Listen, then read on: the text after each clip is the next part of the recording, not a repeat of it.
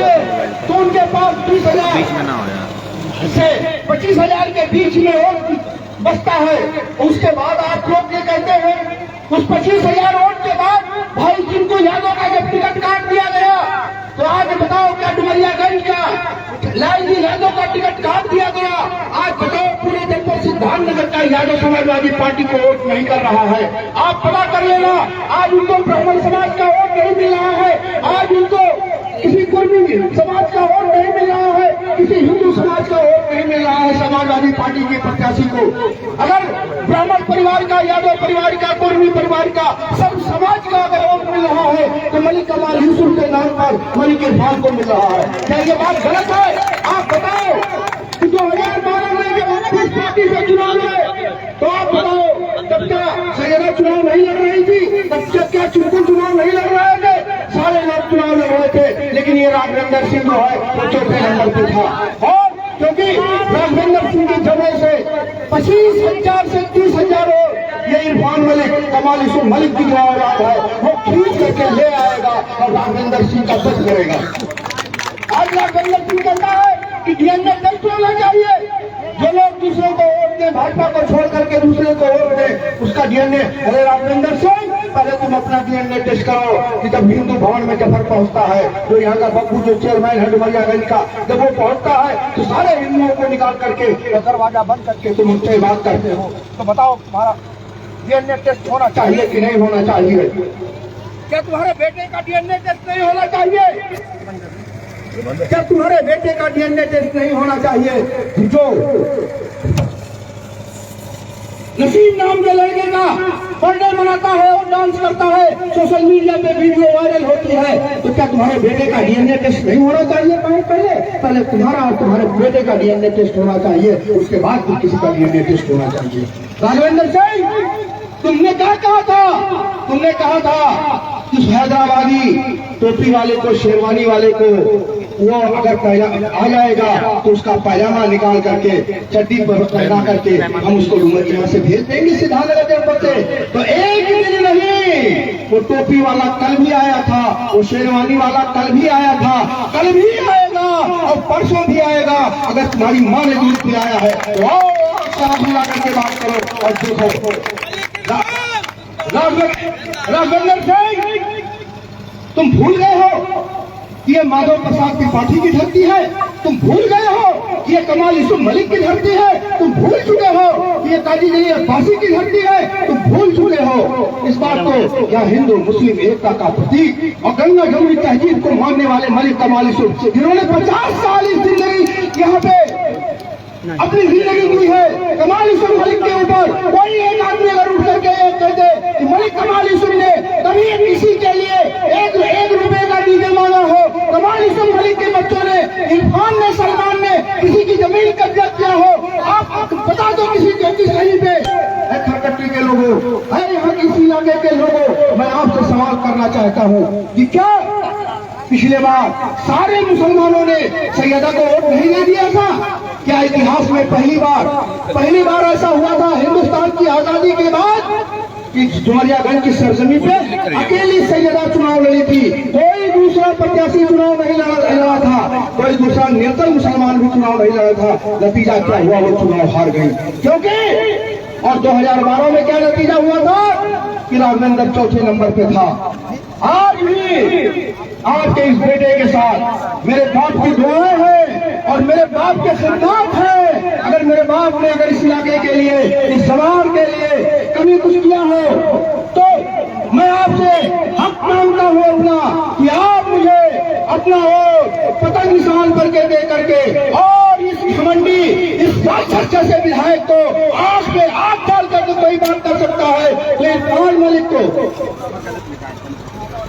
आप बताओ कि अमोना वाला रोड किसका बनवाया हुआ है? आप बताओ कि इस घराओं में किसने काम किया? आप बताओ इस इलाके जवार में कमाल यूसुफ के बाद किसी ने एक रोड़ी मिट्टी भी डाली है? आप बताओ जितनी ये विद्युतीकरण हुआ है किसी गांव में, एक आदमी कोई खड़ा होकर कहता है कि कमाल यूसुफ के अलावा किसी ने इस इलाके में ने कोई काम किया है। अगर काम किया है किसी ने तो हक उसका होता है, अगर काम नहीं किया है किसी ने तो हक उसका नहीं होता है। आज मेरा होता है। आज मेरे बाप बीमार है, आप जानते हो हर 20 दिन पे 21वें दिन में उनकी दवा अमेरिका से मंगाता हूँ। 6 लाख रुपया मैं उनकी दवा के ऊपर खर्च कर रहा हूँ। आज मैं बेसहारा बिल्कुल बेबस होकर के मैं चुनाव लड़ रहा हूँ। आज हमारे पास वो चीज नहीं है कि मैं 50 गाड़ियां लेकर के, काफिले लेकर के, और हर जगह जहां जाऊं 50 गाड़ियों में आदमी बैठा करके लेकर के जाऊं। हम जहां जाते हैं वहीं के लोग वहां पे रहते हैं, मौजूद रहते हैं, और हम दिखावा नहीं कर पाते हैं। ना मेरे बाप ने कभी दिखावा किया। मेरा बाप हमेशा एक कमरे में रहा और उसी कमरे में उसका बेडरूम भी होता था, उनका ड्राइंग रूम भी होता था। क्या आप बताओ कि रात में 2 बजे अगर आपको जरूरत पड़ जाएगी तो इरफान को पकड़ने में आपको ये आसानी होगी कि मोहतरमा को पकड़ने में आसानी होगी? आप मोहतरमा के बेडरूम तक आप नहीं पहुंच पाओगे, लेकिन इरफान के बेडरूम तक आप पहुंच जाओगे और इरफान को कॉलर पकड़ करके खींच लाओगे। आप बताओ, आपका ये बेटा है, आपके बाप, हमारे बाप ने आपको अपना भाई माना, हमारे बुजुर्गों को अपना भाई माना। आज मैं बेसहारा होकर के चुनाव लड़ रहा हूँ। ऐ मेरे बुजुर्गों, ऐ मेरे दोस्तों, ऐ मेरे भाइयों, हर व्यक्ति इरफान बन जाए और निकल जाए 2 दिन के लिए, और इंशाअल्लाह 2012 की तरह हम ही इस रावण का वध करेंगे। दूसरे की बस की बात इस रावण का वध करना नहीं है, क्योंकि हमारे पास सर्व समाज का वोट है। सारे लोग अगल बगल आप पता कर लो, ब्राह्मण, ठाकुर, पंडित, यादव जो है, अगर कोई दूसरा वोट आएगा तो इरफान मलिक के पास आएगा। आदरणीय दिनेश पांडे जी भी मौजूद है। आप बताओ 2012 में यही पर दिनेश पांडे जी थे कि लेकर के पीस पार्टी लेकर के घूमे। आज हमारे साथ ये देखिए खड़े हुए हैं। आप जानते हो, आप सारे लोग जानते हो मेरे बाप के खिदमत को। अगर मेरे बाप ने यहाँ के लिए कुछ किया है तो मेरा हक होता है, आप मेरा हक दे दीजिएगा और 3 तारीख को पटक वाला बटन दबा दीजिएगा। मैं ही इन लोगों से आंख में आंख डाल के बात करूंगा। आपसे एक बात और पूछना चाहता हूँ, क्या अगर आपके ऊपर कोई आफत आती है, कोई बवाल होता है, कोई मुसीबत आती है, किसी का कोई झगड़ा होता है, कोई बवाल होता है, तो क्या दरोगा से या एसपी से या कलेक्टर से या प्रशासन के लोगों से आंख में आंख डाल करके बात करने की हैसियत इरफान की होगी कि उस मोहतरमा की होगी जो बात भी नहीं कर पाती है? और उनके दलाल आप जानते हो कि फिर निर्णय की वापसी हो गई है, फिर उन लोगों की वापसी हो गई है कि जो लोग जमीन कब्जा कर रहे थे। आप जानते नहीं हो कि मौलाना अव्वल साहब की जमीन कब्जा कर लिया गया था? किसने कब्जा किया था? मौलाना उसी गुट में। उनको हार्ट अटैक हुआ और इस दुनिया से खाली हो गए। आप बताओ, क्या ऐसे लोगों को क्या ये बात गलत है कि मौलाना अव्वल साहब की जमीन किसी ने कब्जा किया था?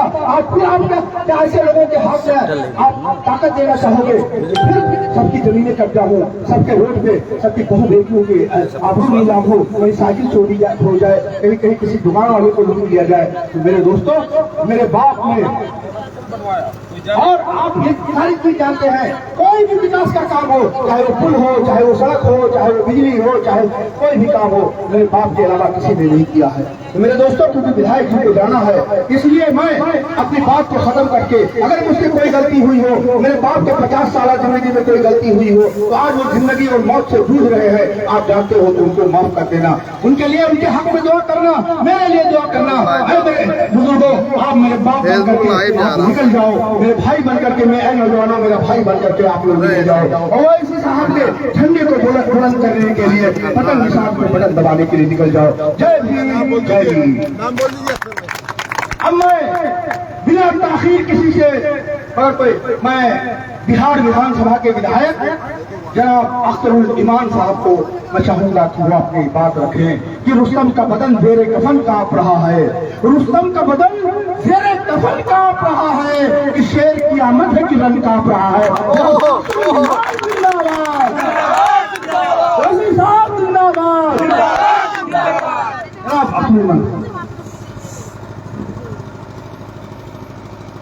खनकटी चौराहे के आज के इस चुनावी सभा में मौजूद MIM के मजबूत सिपाही, बहुत ही दयानतदार और मुखलिस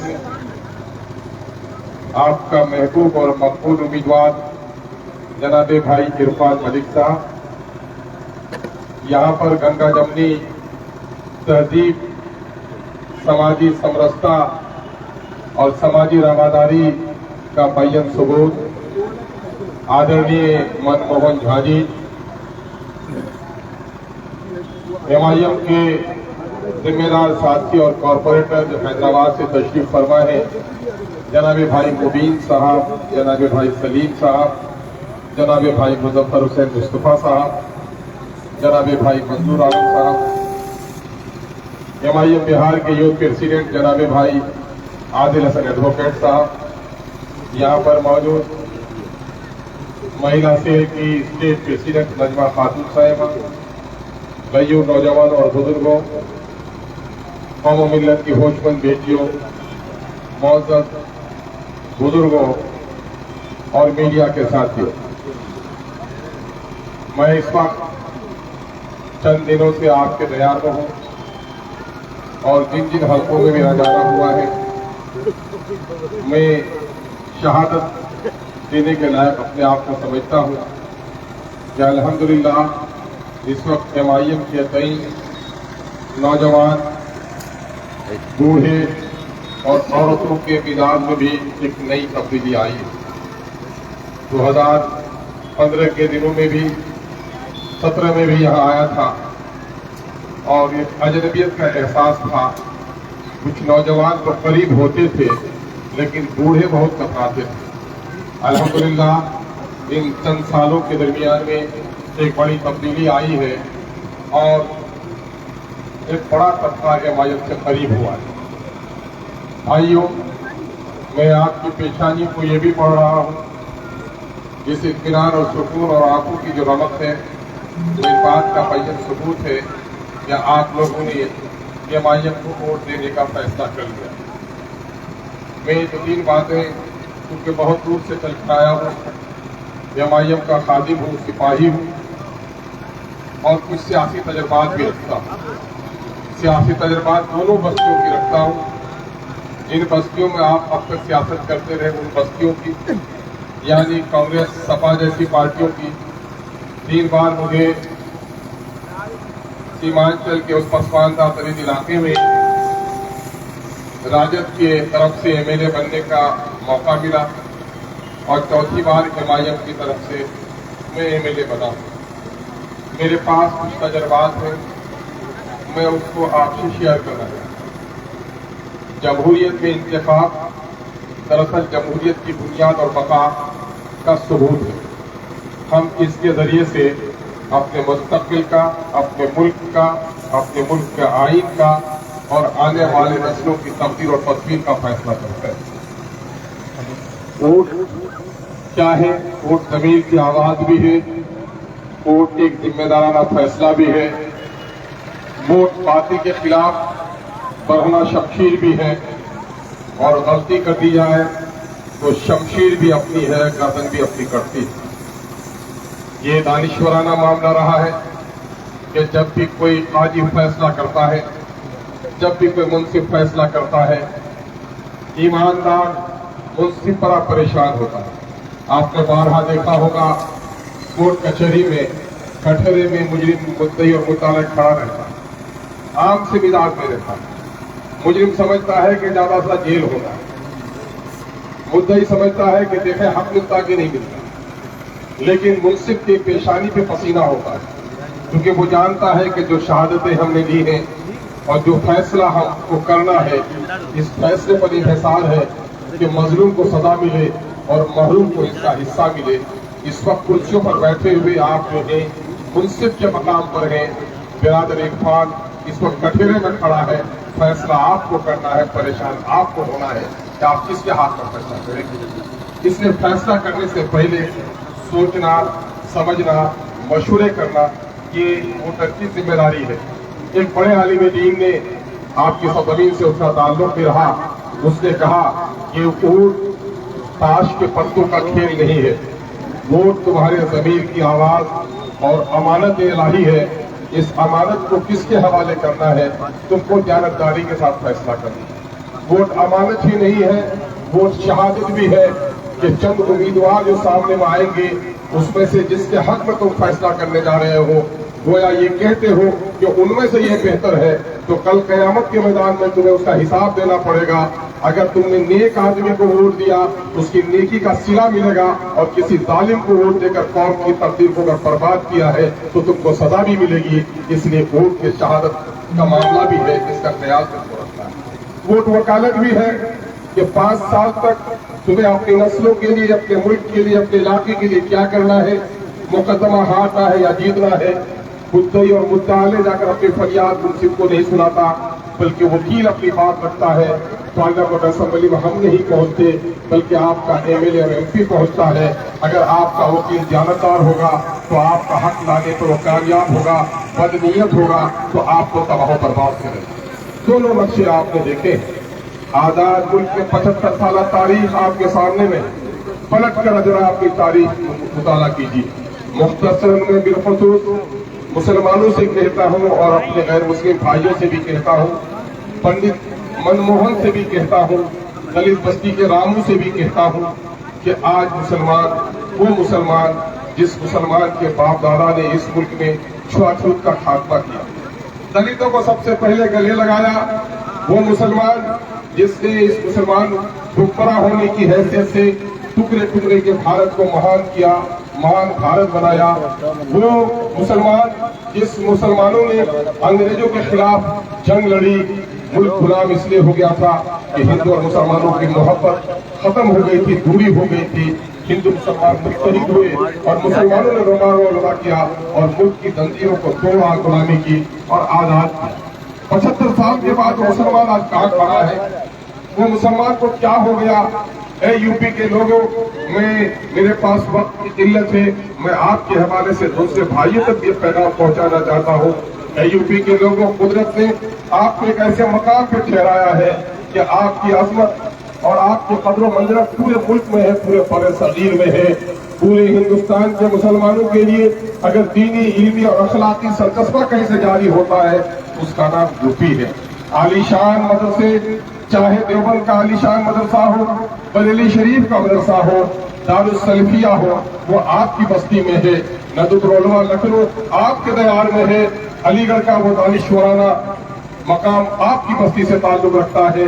जंग के आजादी में जो तहरीक बर्पा हुई, हिंदू और मुसलमानों ने मिलकर मीरठ से ही जंग का आगाज किया था, वही शामली का मैदान है जहाँ आपके बुजुर्गों ने अपने गर्दनें कटाई थी। वही रेशमी रुमाल की तहरीक है जिसमें सफे अव्वल में यूपी के लोगों का नाम आता है। यूपी के लोगों, आज देश की सियासत को आप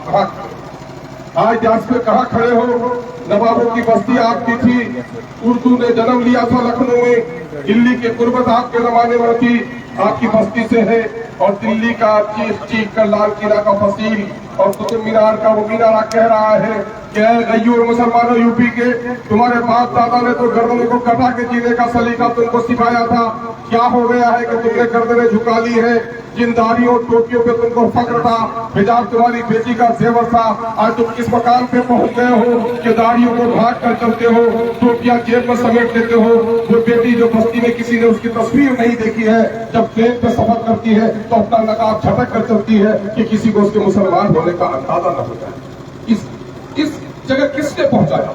इस बुजदिली ने सर झुका के किसने जीना सिखाया? तुम्हारे बाप दादा ने तो तुम्हें सिखाया था, न करबल में, न मक्तल में, न शाह के आगे मुमिन झुकता है फकत अल्लाह के आगे। लेकिन तूने अल्लाह के सामने में तो झुकने का काम जरूर किया, लेकिन गैरों के सामने भी कितना झुका।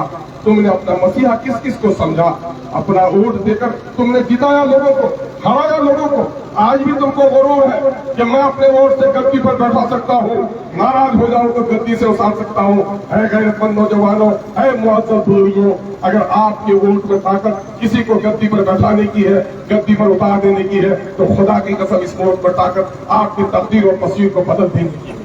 जरा सा ये आपको सोचना पड़ेगा कि सिर्फ हम दूसरों की हुकूमत बनाने और बिगाड़ने वाले नहीं है। हम कहार नहीं है कि दूसरे के दुल्हन को, सिर्फ दूसरे के दूल्हे को मंगत तक पहुंचाए हैं। अगर हम कहार भी है तो दूल्हा भी बनने का हौसला रखते हैं। मेरे बाप दादा के शानदार तारीफ नहीं है, आप अपने तय कर लिया है कि आप हमें दूसरे के ढोल बाजे नहीं बजाने हैं, अपना ढोल बाजा बजाना। अब भी शायद आपको हिम्मत और हौसले में कमी आती होगी, आपको डर लगता होगा।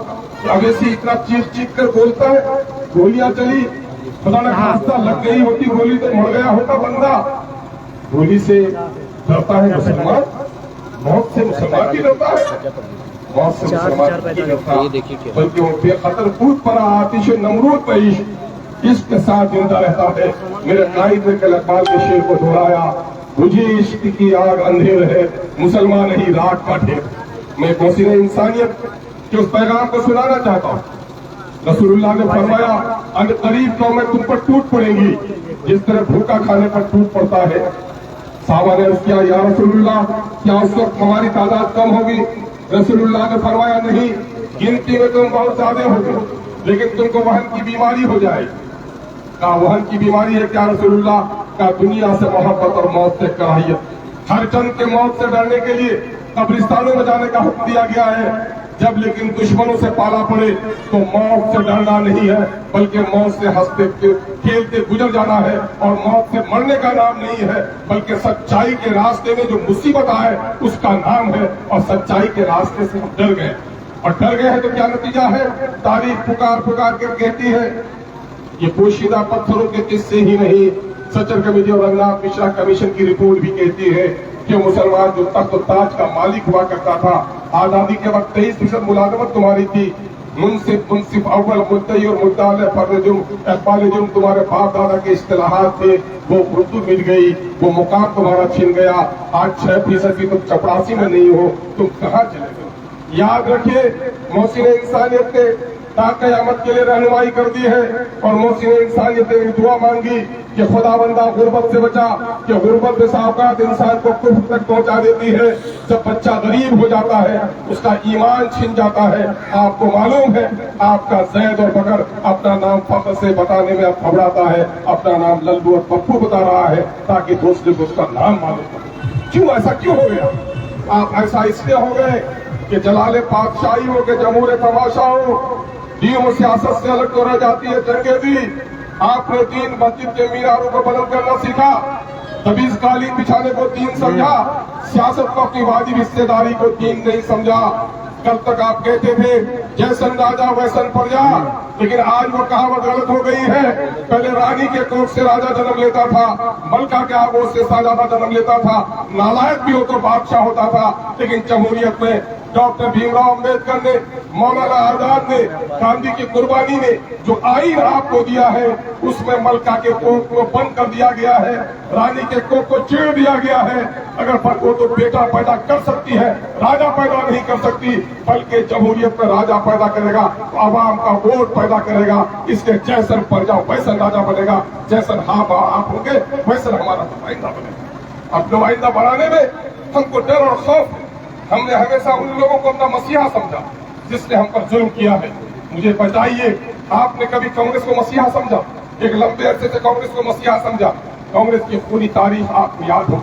मैं गमगीन तारीख सुनाकर आपकी आंखों में पानी नहीं लाना चाहता, लेकिन बतौर नमूना के चंद याद दहानी जरूरी समझता हूँ। मीरठ और मलियाना अभी तो 87 का वाकया है। आसिफपुरा को किसने जलाया? मीरठ और मलियाना को किसने नजरआतिश किया? हंडन नदी के किनारे हमारे नौजवानों को खड़े करके उसके सीने पे गोलियां किसने चलाई? नाम क्या है उसका? नाम लेते क्यों शर्माते हो, क्यों घबराते हो? आवाज से लो, शेर का बच्चा गीदड़ की तरह घबराता नहीं। आईने जमा मरदा हक कोई हो बेबाकी, अल्लाह के शेरों को आती नहीं रुबाई। नाम लो कांग्रेस थी कि नहीं? यही नहीं, कांग्रेस के जो किस्से सुनाने लगेंगे जुल्म की, तो पत्थर भी आंसू बहाने लगेंगे। बाबरी मस्जिद का सारा तमाशा किसने किया? यूनिफॉर्म सिविल कोड को किसने जन्म दिया? किसकी कोर्ट से आगे से जन्म लिया? आप कहोगे कांग्रेस। यकीन है कि बीजेपी के कब्ज़ारगिरी को फरामोश नहीं कर सकती। बीजेपी का नाम लब पे आता है तो 2002 में अपनी माओ बहनों की लुटी हुई इज्जत की चीख हमारे कानों में सुनाई देती है। बाप के सामने में बेटी की आबरू, भाई के सामने में बहन की आबरू, माँ के सामने में दूध पीते बच्चों को कुएं में डाल देना, हमला औरतों के पेट को चाक करके उनके बच्चों को नजर आतिश कर देना, ये बीजेपी का तमाशा रहा है। हम इसे फरामोश नहीं कर सकते। हमने बड़ा करीब समझा। मेरी मदद करके मेरे कंधे पर जिसने पांव रखकर तख्त ताज को हासिल किया उसका नाम सपा है, लेकिन लोगों को बहुत देर नहीं है। आपको बड़ा फख्र था 2012 से लेकर 2017 तक की जो असेंबली बनी थी उसमें एक दो नहीं 45 मेंबर असेंबली थे। सपा के पास कुल शायद 67 लोग चुनकर आए थे। लखनऊ के असेंबली में पहला मौका था, यूपी के असेंबली में इतनी तादाद लोगों के आए थे। लेकिन जरा याद करो, अपने हाथ से ताज़ा करो, जिस वक्त मुजफ्फरनगर में माए चीख रही थी, बेटियां तड़प रही थी, नौजवानों के सीने से खून निकल रहा था, उस वक्त ये 47 गुलामा ने समाजवादी कहाँ थे जिनको आप अपना बेटा और भाई समझ रहे थे? ये सब कहाँ खड़े थे जिस वक्त माए चीख रही थी? ये चुप तमाशा बना हुआ था। क्यों बोल नहीं पा रहा था? क्यों नहीं बोल पा रहा था? कि उसके आका ने उसे इजाजत नहीं दी। वोट आपने दिया था, जिसने उसे टिकट दिया था वो टिकट का गुलाम बन गया था, आपका तर्जुमान नहीं बन सका। इसलिए ऐसे नाअहलों से कौम की तकदीर और तस्वीर कभी नहीं बदल सकती है। ये तजर्बा आपके सामने में है। हमारे बारे में बोलते हैं लोग, अवैसी बोलते हैं अपनी क़यादत, अपनी क़यादत। क्या है अपनी क़यादत का मफ़हूम? अवैसी का कहना है कि क़यादत का मतलब यही है कि जिस्म भी अपना हो तो ज़बान भी अपनी हो, यही क़यादत है। जिस्म अपना हो, ज़बान किसी और की हो तो ये क़यादत नहीं, ये गुलामी है। अब आपको तय करना है कि गुलामी करने वालों को चुनना है या अपनी आवाज उठाने वाले चुनना है। किसी के बाप को फैसला नहीं करना है, ये आपको फैसला करना है। आपको फैसला करने के लिए देखना पड़ेगा पार्लियामेंट में कि पार्लियामेंट में कौन क्या करता है। पार्लियामेंट में 15% मुसलमानों की तादाद कितनी होनी चाहिए? 100 में 15, 500 में 75, उस 43 में भी 5, 6, 7 का हिस्सा 80 होने चाहिए। 80 खंभों में से 60 खंभे आपके 18, 20, 22 पहुंचते हैं और 22 में भी आधे शरीफ दादे कभी बोलते ही नहीं। आधे बोलते भी हैं तो वही बात बोलते जो उनका आका कहता है।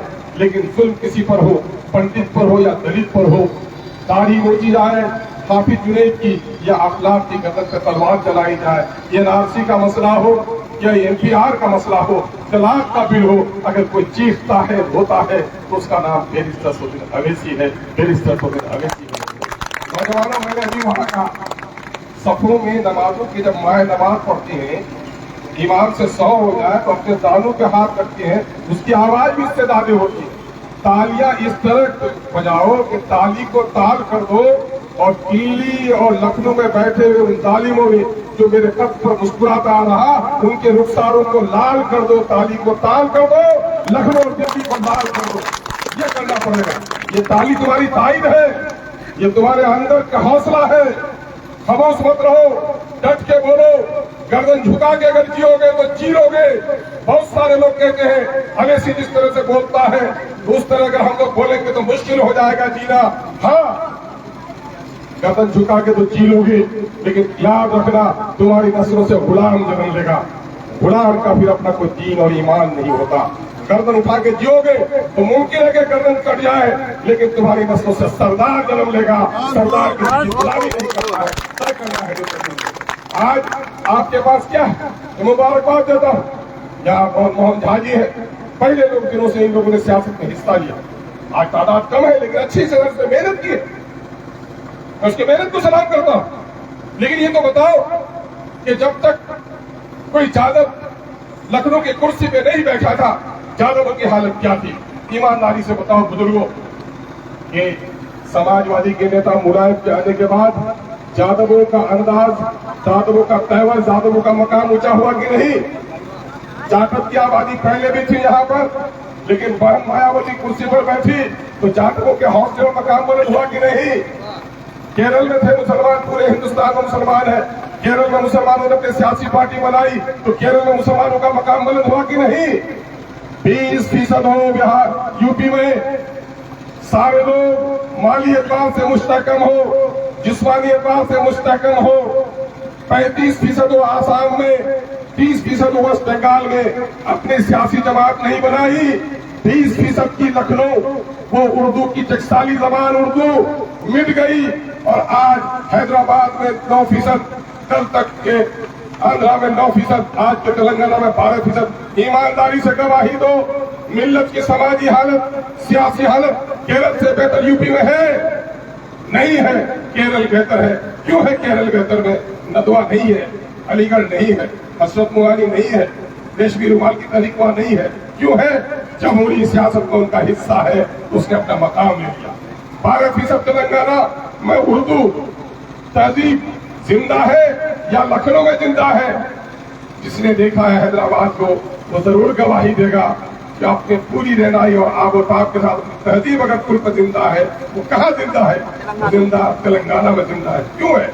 चार मीनार की वजह से है, मक्का मस्जिद के मीनारे की वजह से है। मक्का मस्जिद के मीनारे से अगर होती तहजीब जिंदा, तो दिल्ली का वो मुकद्दस मीनार भी तो शाही मस्जिद का है। वहां के चार मीनार से तो बड़ा है, तो मीनार है, उससे नहीं, सियासत के मीनारों से हुआ। सियासत में जहां लोग हिस्सेदार बने, वहां उनकी इज्जत बढ़ी, वहां उनको हिस्सा मिला। इसलिए लोगों को मैं एक बात अक्सर कहता हूं कि बच्चा यतीम होता है, रिश्तेदार बड़े अमीर हो, वजीर हो, कबीर हो, नवाब हो, रिश्तेदारों के मरने से बच्चा यतीम नहीं होता। बच्चा कब यतीम होता है? जब बाप मर जाए, बाप मजदूर हो या लकवे में हो, जिस दिन बाप मर जाता है बच्चा यतीम हो जाता है। याद रखना मेरे बुजुर्गों, बच्चा यतीम होता है बाप के मरने के बाद, और कौम यतीम होती है अपने लीडरों को खो देने के बाद। आज जाकर के बच्चे से कोई पूछे, कहेगा लीडर कौन तुम्हारा? फक्र से कहेगा मेरा लीडर मायावती है। पूछेगा यादव के बेटे से तेरा लीडर कौन है? बोलेगा हमारा लीडर मुलायम है, अखिलेश है। राजभर से पूछेगा कि तेरा लीडर कौन है? उसके बच्चों को भी अपने लीडर का नाम पता है। लेकिन मुझे बताओ, आपसे कोई पूछे कि तुम्हारा लीडर कौन है, यतीम बच्चों की तरह खामोश हो जाते हैं। इसलिए कुदरत को रहम आया शायद। लीडर पहले भी थे, लेकिन आज अल्लाह तबारक तआला ने आपको एक मौका दिया। मौका क्या दिया है? मैं एक मिसाल कहता हूँ, नजमा और मेरी बहनें माफ करेगी मुझे, औरत की सबसे बड़ी ख्वाहिश होती है शादी के बाद उनके आगोश में औलाद। हीरे जवाहर से लग दिया जाए, उनके आगोश में औलाद न हो तो मनुष्य समझती है। 10-12 साल गुजर जाए, औलाद न हो तो पीर फकीर दवा क्या क्या मिन्नत करती है। लेकिन 12 साल के बाद अगर एक काला कलौटा भी बच्चा पैदा हो जाए, 12 साल में वो पड़ोसन के बच्चे को गोद देती थी, कुत्ते और बिल्ली के बच्चों को भी गोद लेके सहलाती थी, तकिया को लेके सहलाती थी। लेकिन 12 वर्ष के बाद अगर एक काला कलौटा बच्चा पैदा हो जाए तो औरत क्या करेगी? पड़ोसन के बच्चे को गोद देगी कि अपने बच्चे के पेशानी को चुमेगी? पागल होगी अगर वो औरत, तो पड़ोसी के बच्चे को माँ होगी तो अपने बच्चे की पेशानी को चुमेगी। मेरे बुजुर्गों, मैं किसी औरत की तमसील नहीं, मिल्लत की तमसील दे रहा हूँ। 75 साल तक मिल्लत के आगोश में कोई कायद न था।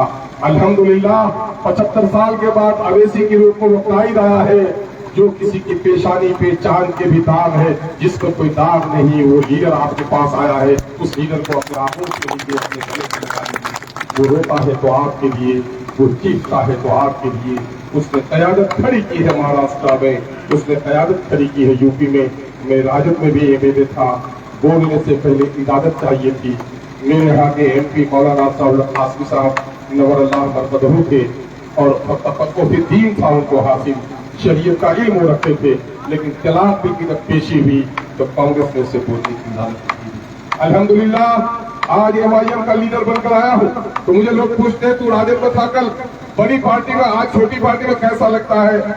मैंने कहा 5 स्टार होटल में था, लेकिन किराए में था।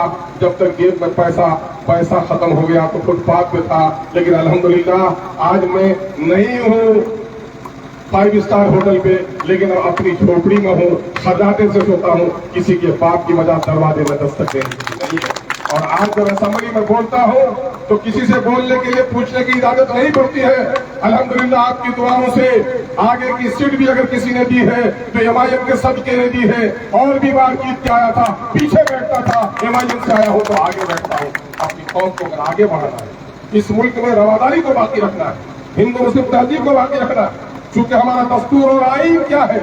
एक माँ बाप के संतान हम हैं, एक ईश्वर को हम मानते हैं और सारे इंसानों को अपना भाई हम मानते हैं। हम अगर मनमोहन झा जी के गोद माँ के गोद में पैदा होते तो शायद मैं भी अरुण झा कहला सकता था। मेरी माँ के गोद में पैदा होता वो भी अख्तर ईमान कहला सकता था। मजहब लोगों का अपना अपना विचार है, लेकिन देश सबका है, सबको जीने का हक बराबर का मिलना चाहिए। याद रखो, अक्सर मैं समझाने के लिए जुमला बोलता हूँ, ये वोट टूट नहीं है, वोट सभी की आवाज है, वोट आपका जरूरतमंदाना फैसला है। और वोट शमशीर बढ़ाना है। शमशीर अगर आपने दिया पहरेदार को तो हिफाजत आपकी होगी, हिफाजत आपके आबरू की होगी। अगर शमशीर आपने किसी आवारा को दिया तो शमशीर भी आपकी, गर्दन भी आपकी, आबरू भी आपकी होगी, जो आपने देखा है। इस साहब ने बड़ी अच्छी बात कही कि कांग्रेस में और भाजपा में क्या फर्क है, कांग्रेस में समाजवादी में क्या फर्क है। एक साहब ने बड़ा अच्छा सा वाकया सुनाया, कहा कि देखो एक चौराहे पर एक कसाई मुर्गे काटता था और नतीजा ये हुआ कि बूढ़ा कसाई बीमार हुआ तो अपने बेटे को उसने चाबी दे दी और कहा बेटा कल से तू मुर्गा काटेगा। तो जब वो दरवाजा बंद करने आया तो मुर्गों से पूछा कि अब तो अब नहीं आएंगे, कल से मैं ही रहूंगा, तुम पूछ लो, तुम लोग अपना मशवरा कर लेना, तुमको कैसे काटे, खटके से कि हलाल से। कहा कि अच्छा सा मशवरा कर लेंगे। रात भर मुर्गों की बस्ती में शब बारात की खुशी थी। ये मुर्गे खुश बहुत थे, अपने बूढ़े मुर्गे के पास गए कि साहब देखो ऐसा वाकया आया, क्या कहना चाहिए हम लोगों को। बूढ़े मुर्गे ने संजीदगी से कहा बेटा तुम जो कहते हो कि कसाई के बेटे की तबीयत नर्म है, कसाई ने कभी नहीं पूछा, इसने पूछा है शायद हमारे साथ नरमी करे। बेटा मरोगे तो तुम दोनों हाल में, झटके से भी काटेगा तो मरोगे, हलाल भी करेगा तो मरोगे। उससे बेहतर जाके उनको कहो कि हमको काटे ही नहीं। तो मुर्गों के नुमाइंदे कल आए, दुकान दरवाजा नहीं खुला, कहा बहुत खुश आया, साहब रात भर तो हम किसी के मारे नहीं सोए हैं। आपकी तजवीज हमने बूढ़े मुर्गे से कही थी, बूढ़े मुर्गे ने यह पैगाम दिया है कि मौत तो दोनों हालत में हमारी होगी, उससे बेहतर हमको काटो ही मत। कसाई के बेटे ने कहा अरे पागल, मेरा कारोबार ही तो यही है, तुमको काटूंगा नहीं तो मैं भूखा रहूंगा, है ना। तो जो धक्के से काट रहे उसका नाम बीजेपी है, जो होले होले काटे मौलवी साहब पानी पीजिएगा क्या, चाकू तेज है कि नहीं, जरा दम ले लीजिए, उसका नाम कांग्रेस है, उसका नाम समाजवादी पार्टी है। अब आपको तय करना है झटके में जाना है या हलाल में रहना है, या फिर शेख जरूरतमंद कायद का साथ देना है जिन्होंने मुल्क में एक नए जरूरतमंदाना सियासत की दाग भी डाली है और जिसकी एक बुनियाद की या इरफान मलिक भाई भी हैं, बाजू में अब्दुल मन्नान भी है। फैसला आपको करना है, जैसा आप बोएंगे वही सारी कल काटेंगे।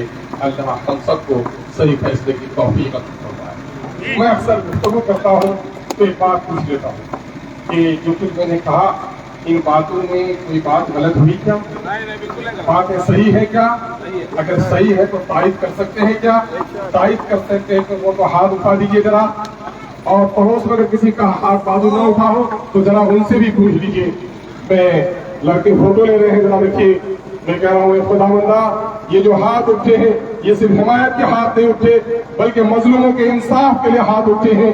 ये हाथ इसलिए उठे हैं कि इस मुल्क में हिंदू और मुसलमानों की दोस्ती सलामत रहे।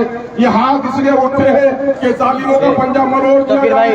ये हाथ इसलिए उठे हैं कि बानों की इज्जत और आबरू बचाई जाए। ये हाथ इसलिए उठे हैं कि बाबा भीमराव अंबेडकर के आईन को बचाया जाए। ऐ अल्लाह ये हाथ नहीं है, हमारे दुआओं के लिए तुझसे तलब की है, हमारी दुआओं को कबूल फरमा और जालिमों से नजात अता फरमा। इस मुल्क में अच्छा हुक्मरान दे और अवैसी साहब के बाजू को मजबूत कीजिए और सबको पतंग पर वोट देने की तौफीक दीजिए। अस्सलाम वालेकुम।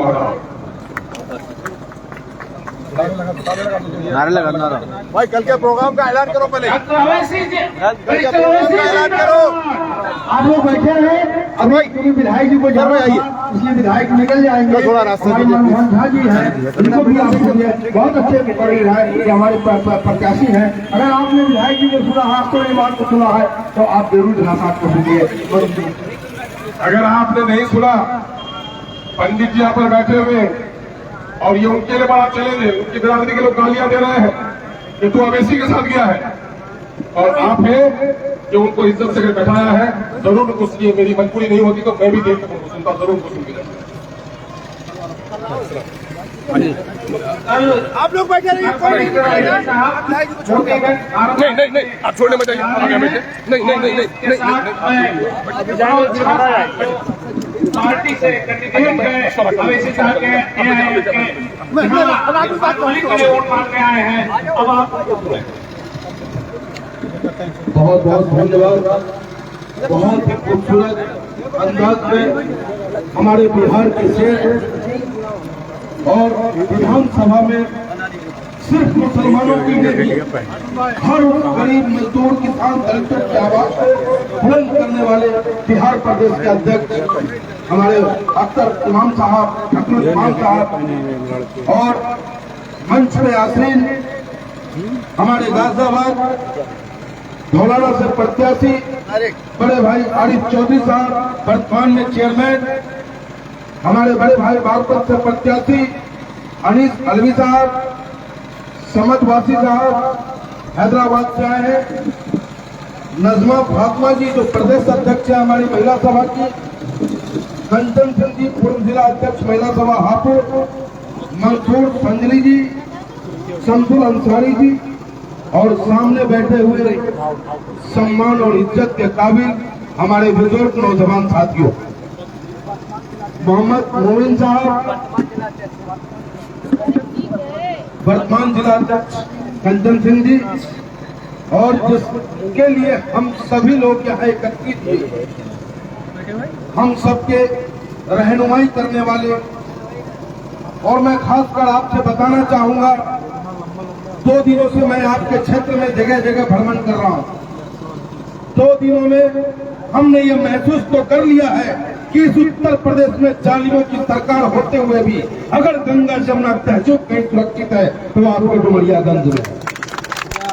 और इस गंगा जमुना तहजीब को अगर किसी ने सुरक्षित रखने का काम किया तो वो आपके प्रत्याशी के पिताजी, आपके प्रत्याशी के पिताजी ने हिंदू मुस्लिम को एक साथ मिलकर चलने का काम किया। लेकिन अफसोस रहेगा आपको अगर आपने गलती से भी गलती कर दी, क्योंकि ये चुनाव एक विधायक का नहीं है, ये चुनाव मुख्यमंत्री का नहीं है, ये चुनाव आपके भविष्य का है, ये चुनाव डुमरियागंज के इतिहास का है कि कहीं ये डुमरियागंज का इतिहास रक्त रंजित न हो जाए। क्योंकि आपने जो वर्तमान में विधायक चुन रखा है, उस विधायक ने जो भाषा का इस्तेमाल किया है, उस भाषा को ये संविधान इजाजत नहीं देता, उस भाषा का इस्तेमाल ओवैसी साहब का सिपाही नहीं करता। हमारा प्रत्याशी और वैसी साहब का सिपाही करने का काम करेगा। लेकिन आप अपने अंगूठे को दबा देना पतंग चुनाव चिन्ह पर, निश्चित रूप से आपके भविष्य की, आपके आने वाले समय की हिफाजत करने की गारंटी ओवैसी साहब का सिपाही हमारे इरफान मलिक साहब करते हैं। दोस्तों,